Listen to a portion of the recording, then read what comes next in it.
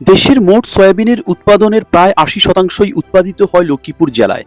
মেঘনা ও ডাকাতিয়া নদীর পলিমাটি সমৃদ্ধ এই জেলায় মাঠ জুড়ে এখন সয়াবিনের সবুজ সমারোহ।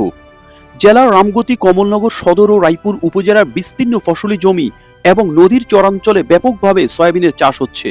প্রতি বছরই এই ফসলের আবাদ ও উৎপাদন বাড়ছে। জেলার কৃষি বিভাগের তথ্য মতে গত বছর জেলায় ৪৩,৬৬০ হেক্টর জমিতে ৭৯,৭৮৬ মেট্রিক টন সয়াবিন উৎপাদন হয়, যার বাজার মূল্য ধরা হয় প্রায় ৫০০ কোটি টাকা।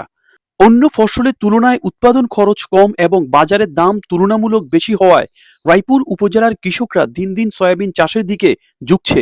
এই এলাকার সবাই সয়াবিন চাষ করি এবং সয়াবিনে আমাকে আয় বেশি। আমরা আগে ধান খেতি করতাম, বিভিন্ন ধরনের ফসল করতাম, আমাকে হেঁটে খরচ বেশি, এই কারণে করি না, কিন্তু আমাকে সয়াবিনে আয় বেশি দিকে এই কারণে আমরা করি।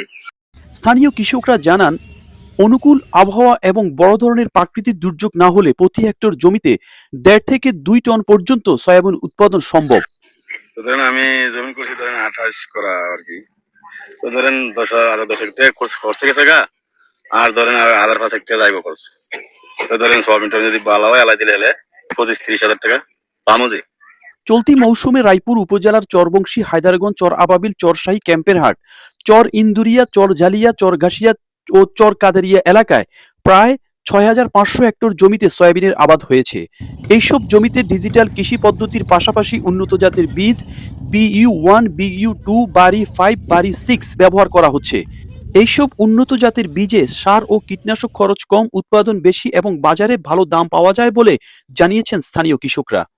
B2B5 এটা এই জন্য এটা আমরা চাষ করি, এটা সার ওষুধ কম লাগে, বুঝলেন, এই ফলনটা বেশি আসে। রায়পুর উপজেলা কৃষি কর্মকর্তা মাজিদুল ইসলাম জানান, সয়াবিন চাষে কৃষকদের আগ্রহ দিন দিন বাড়ছে। তো বর্তমান চলতি বছরে আমাদের প্রায় ৬,৫০০ হেক্টর জমিতে সয়াবিন আবাদের লক্ষ্যমাত্রা রয়েছে, অদ্যাবধি লক্ষ্যমাত্রা অর্জিত হয়েছে। চাষাবাদের উপরে যত সহযোগিতা, পরামর্শ এবং এই সংক্রান্ত কৃষকের কাছে সেবা পৌঁছানোর ব্যাপারে আমাদের উপসহকারী কৃষি কর্মকর্তাগণ এবং আমাদের অফিসাররা এই অফিসের আন্ডারে এটা অব্যাহত রয়েছে। লক্ষ্মীপুরকে ইতিমধ্যে সয়াবিনের সয়াল্যান্ড বলা হয়। এই সম্ভাবনাময় কৃষি খাতে সরকারি পর্যায়ে বাড়তি নজরদারি ও সহযোগিতা নিশ্চিত করা গেলে সয়াবিন চাষ আরও সমৃদ্ধ হবে এবং দেশের ভোজ্য তেল উৎপাদনে গুরুত্বপূর্ণ ভূমিকা রাখবে, এমনটাই আশা করছেন কৃষিবিদরা। আব্দুল বাতেন, রায়পুর, লক্ষ্মীপুর।